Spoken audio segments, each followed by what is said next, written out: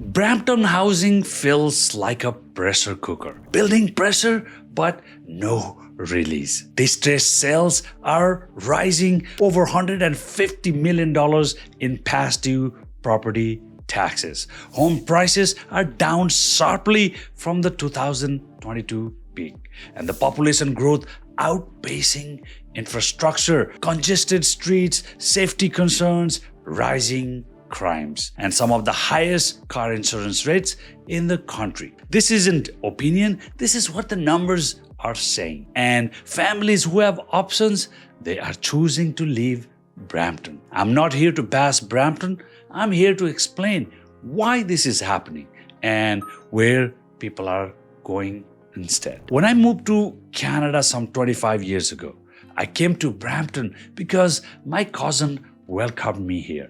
I drove from the States, and when I was on Highway 410 exiting Williams Parkway, the sign said Brampton 280,000. Let's say under 300,000 population.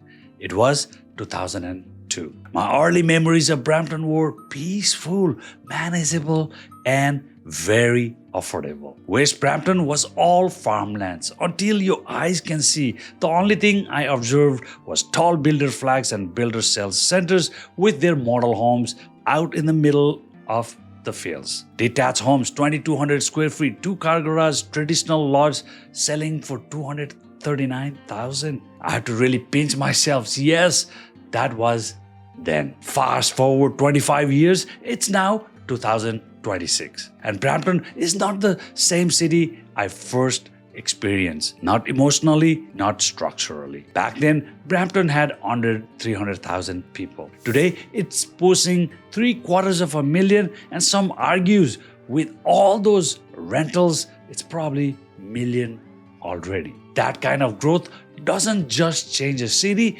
it reshapes everything. The roads, housing, schools, hospitals, transit, neighborhoods. And here's the key point.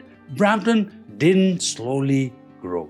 It exploded. In just 2 decades, the population more than doubled. One of the fastest growth rates in all of Canada. But the infrastructure, it didn't double. It didn't even come close. Most of Brampton was built as a suburban city, designed for families with 1 or 2 cars and shorter commutes and a slower pace of life. What we got instead was a big city density without big city systems. That gap between how fast the city grew and how slowly it adapted. And that's where the pressure started. And year after year, that pressure kept building. The traffic got worse, services were stretched thinner, housing prices surged faster than incomes. And now in 2026, we're not talking about inconvenience anymore.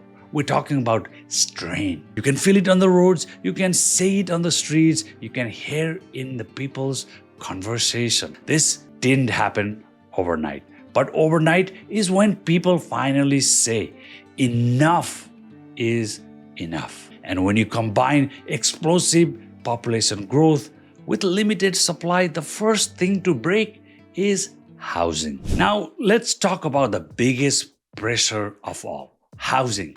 And I want you to take a look at these charts carefully. This is 2025 Brampton real estate market. At year-end 2025, there were over 1,700 active listings. 56% of them detached homes, 20% townhomes, and condos and semis split around 12% each.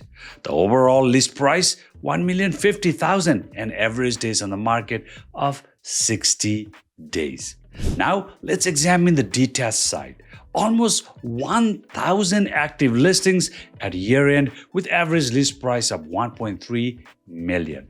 Majority of listings, almost 250, are in the price bracket of $1 million to $1.25 million. Now, let's take a look at the sales. Actually, what really happened here? In 2025, approximately 4,600 sales in Brampton. 53% were detached, 23% towns, and 18% semis. The average sale price was $937,000, and almost 1,000 property sales were at the price bracket of $800,000 to $900,000. The overall average days on the market, 30 days. Not bad. How did the detached do? Well, in 2025, almost 2,500 detached homes exchanged hands with average price of $1.1 million and 29 days on the market. The million-dollar argument lately is, has the prices gone back to the pre-COVID level? To explain this, take a look at this chart. This shows the overall Brampton market. Let's take a look at the timeline. In December 2019, the overall average sale price was $745,000. Then COVID happened and prices skyrocketed. During the peak of February-March 2022, the overall Brampton average price hit all-time high $1.35 million. Since then, it has been on a gradual decline. And at year-end December 2025, the average price $914. From the February 2022 peak, the overall average home prices in Brampton is down 32%. If someone bought in 2021 and 22, they may have lost $436,000. The detached did not do well either. 35% loss. That's a loss of $580,000 in your home value. That's very painful. Now, let's go back to the original question. Are home prices in Brampton back to pre-COVID level? Well, let's take a look at this chart. December 2019, the average price was $745. December 2025, $914. To go back to the 2019 level, home values in Brampton have to come down 18% or $169,000. Now, will this happen in 2026? Not likely. Detached homes will need to lose 16% or $175,000 in value to reach back to the 2019 level. Yes, prices are down from the March 2022 peak.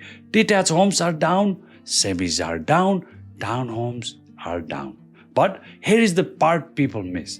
Even after the drop, the cost of entry is still extremely high in Brampton. A detached home in Brampton is still hovering around $1.1 million. Semis are still close to $900,000. Townhomes that used to be the entry level are now becoming the end goals. So let me say this clearly. This is not a buyer's market for most professionals, and it's not a seller's relief either. It's a trap. I work with professionals every day. Engineers, managers, directors, those dual income households earning good money. And here's what I hear over and over again. We did everything right. We are still stuck. People who bought starter homes with the intention to upgrade, let's say townhomes to semis, semis to detached, that ladder is broken. Instead of upgrading, families are stagnating. They are staying put, not because they want to, but because moving within Brampton no longer makes financial sense. And that's where trend shows up. Multi-generational living, parents staying longer, adult children moving back. Basements become permanent living spaces, not temporary solution. This isn't about culture, this is about math. When housing costs rise faster than income, families adapt. And adaptation often means overcrowding, not mobility. This is why professionals aren't saying let's upgrade. They're saying let's rethink where we live. And that's a critical shift. Because once people stop seeing Brampton as a place to grow and start seeing it as a place they are stuck, that's when the exit plan begins. When people can't move up, the pressure doesn't disappear. It shows up everywhere else. On the streets, on the sidewalks, in the schools, in the hospitals, in your day-to-day life. This is what overdensity looks like. Brampton was built as a suburban city. Most neighborhoods were designed for one family per home, 1 or 2 cars per driveway, quiet residential streets. That model worked when the population was 300,000. It doesn't work at 750 and unofficially probably over 1 million people. What we're seeing now isn't bad behavior. It's structural failure. Too many people, too many cars, not enough capacity.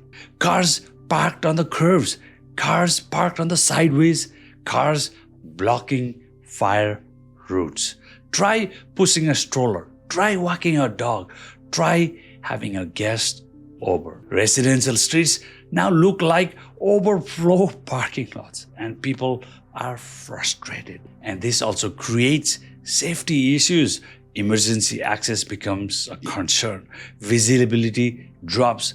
Kids are forced onto the roads because sidewalks are blocked. And when residents complain, they're often told it's complicated or it's under review, it's a capacity issue. Which brings us to the core problem. Brampton grew faster than it planned. Road widening helps temporarily. Transit expansion helps eventually. But when growth outpaces execution, quality of life erodes. This is why long-term residents feel tired. Not angry, not bitter, just worn down. They didn't sign up for this level of congestion. They didn't expect residential life to feel this chaotic. And once that frustration becomes daily, people stop asking, how do we fix this? And start asking, where else can we live? Lately, a phrase has been coming up more and more in Brampton: power of sale. For those who don't know, a power of sale happens when a homeowner defaults on their mortgage and the lender steps in to sell the property. This is not by choice. This is the last resort, even for the lenders. Now let's be clear. Power of sale homes are still a very small percentage of total listings. We are not in a crash, but here is why this matters. They are rising, especially in suburban markets like Brampton that saw the biggest price run-ups during the COVID. Many of these homeowners bought near the 2021 and 22 peak with low interest rates, expecting prices and incomes to keep climbing. Then rates reset, payments jumped, carrying costs exploded, and suddenly the math stopped working. Remember what we talked about earlier? Home prices down from the 2022 peak, insurance at record highs, property taxes going unpaid, commute fatigue, and overcrowding.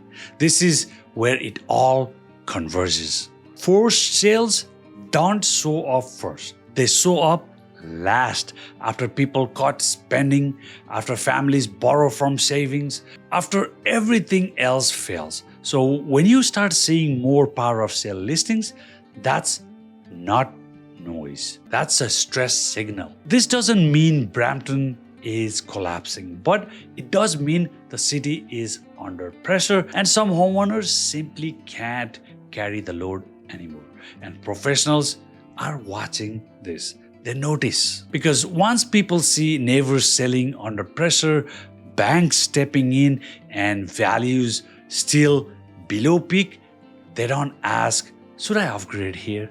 They ask, should I still be here at all? And for those who have options, that question often turns into action. So when you put all this together, the housing pressure, the commute fatigue, the financial strain, the neighborhood stress, the next question becomes obvious. Where are people going instead? What I'm seeing isn't panic, it's strategy. Professionals aren't fleeing randomly. They are relocating with intentions. They are asking one simple question: where does my life actually work better? And in 2026, there are 4 destinations that come up again and again. And not because they are perfect, but because they solve specific problems Brampton no longer does. Burlington is the Excel city. People move here for calmer streets, stronger public schools, low crime, a true family-oriented lifestyle, and all the love for the Lake Ontario. Yes, housing costs are higher here. Let's do a Brampton versus Burlington real estate market comparison. At the end of the year, Brampton had over 1,700 active listings, whereas Burlington just 500. Sales in 2025, Burlington had total turnover of 2,300, while Brampton had doubled 4,600.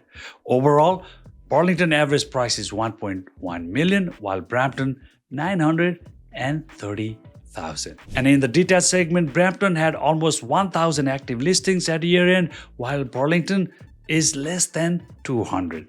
In 2025, Brampton had 2,400 detached home sales, while Burlington 1,200, exactly half. This is where it gets a little hard for Brampton homeowners to get into Burlington. Brampton detached home average 1.1, while Burlington 1.4. That's $300,000 spread. I want to say this though, if you are willing to settle in 2025, Burlington actually had over 250 detached homes sold under $1 million. So if you can compromise with smaller and older properties, Burlington is still possible. But what people gain is peace, less congestion, shorter commute for many, more predictable day-to-day living. For families, Burlington often feels what Brampton used to long time ago.